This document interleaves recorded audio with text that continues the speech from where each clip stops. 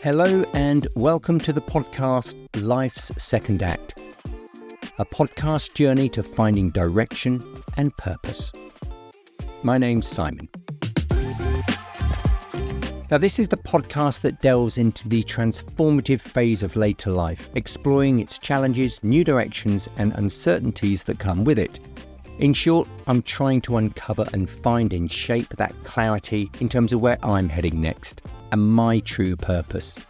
And I'm hoping to be doing that by talking to others that have a story to tell and insight to share on where they are on their journey. Whoa, I was not expecting these feelings, is the name of this episode. So, it's been 7 days since I shared the first episode. And I'll be honest, I hadn't anticipated the whirlwind of emotions that have unfolded since then, leading to me recording this. This wasn't planned. But in a bid to continue my online therapy, I'm going to candidly share my true feelings of what and where I've been over these last 7 days. There's no doubt it's been a roller coaster, to say the least. Since putting the site live and launching the podcast, I have experienced feelings I can't really put into words.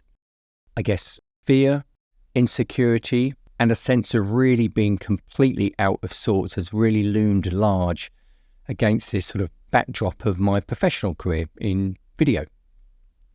So I'm going to take you back to where this idea came from.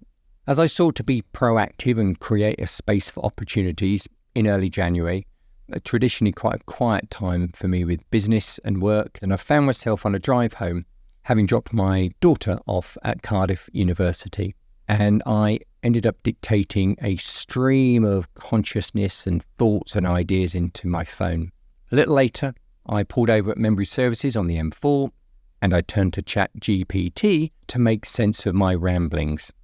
So I got home and printed it out, and before you know it, I had a brief for what could potentially be a podcast.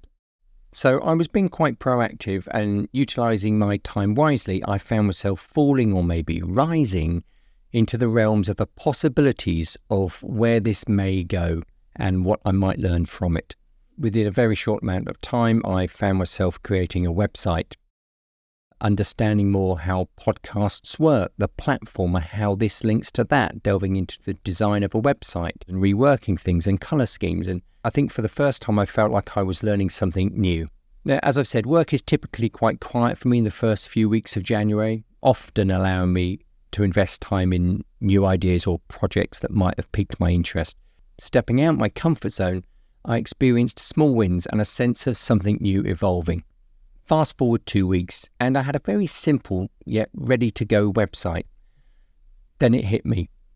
It was time for the rubber to meet the road, as they say. I had to record something, and the uncertainty of when is the best time to go live was lingering, but I felt the need to stake my claim and make it real in a bid to help me maybe push on.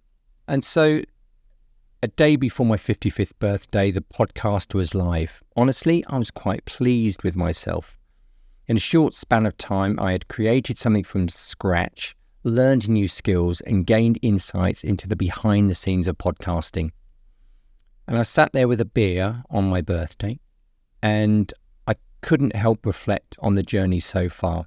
Initial feedback from trusted friends provided a boost, but the following day brought a huge sinking feeling.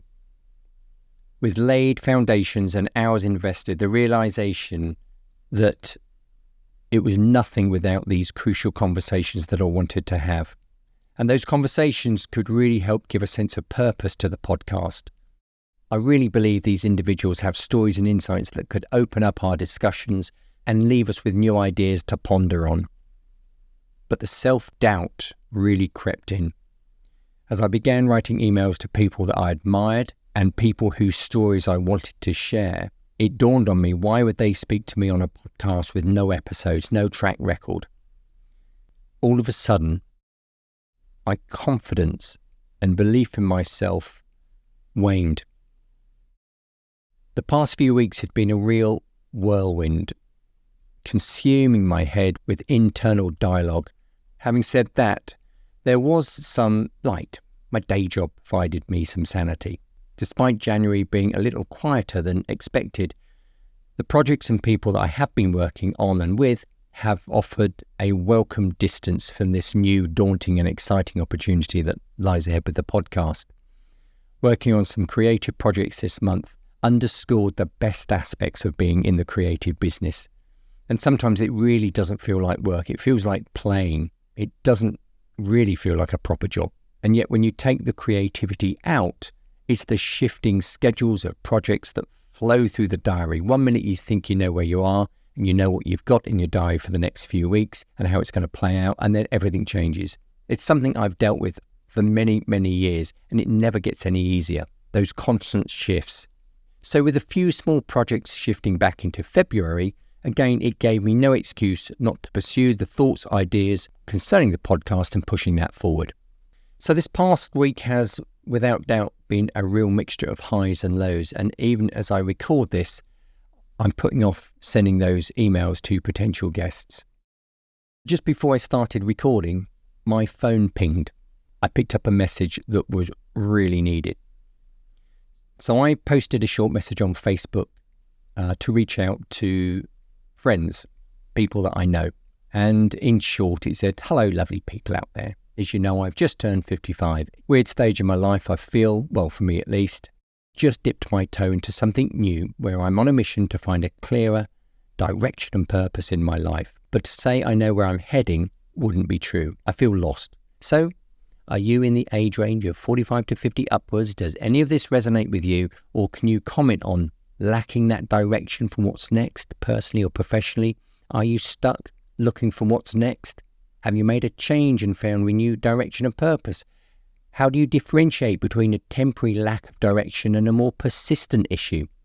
Do you find not having a clear direction in life be a source of stress and anxiety? What role does societal pressure play in making people feel the need for a defined purpose? And are there benefits to embracing that uncertainty or not having a fixed life plan?" I continued on the message. Okay, it's a huge topic and I appreciate it's quite exposing to talk about. You may have a personal story or be an expert therapist, life coach. If any of this strikes a chord, then please drop me an email and I can explain a little bit more about what I'm doing. I finished by saying, it's a journey, come on board. Who knows what we might find out together? So I had a few messages off the back of the post, and I think what was interesting is the one that's just pinged was that he didn't realise how timely that was. And then just before recording, I got another message back saying that he would be interested to talk further. And he has had a very interesting career. So after my worries and thoughts and concerns, he has made my day.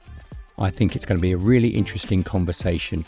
Really thankful, and I can't tell you how much it meant to me. So, what a boost.